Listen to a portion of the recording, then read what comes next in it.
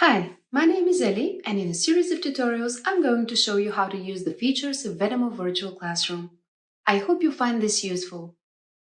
In this video, we are going to show you how to create and manage participants in a breakout room. Breakout rooms allow you to create separate workspaces for smaller groups, pairs, or individuals.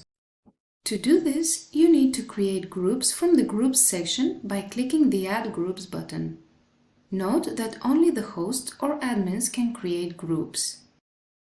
By default, all participants who enter the session are in the main group.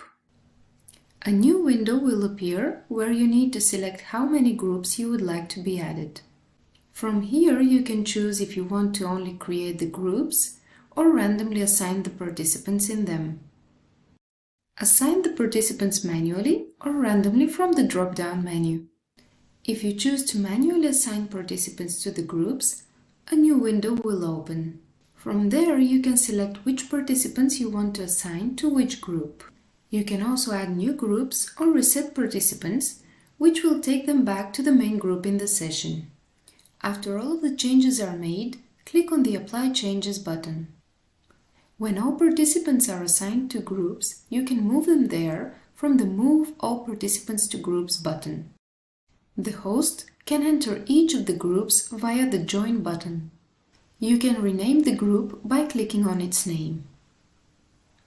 From this drop-down menu, you can access additional options such as Manage Participants, Move Groups Participants to this group, Move All Participants to this group, Rename Group, and Delete Group. Breakout rooms can be helpful if you want to separate workspaces for your students to work individually or take exams. Use them to improve classroom management and engagement during your session, as well as to create personalized learning experience for your students.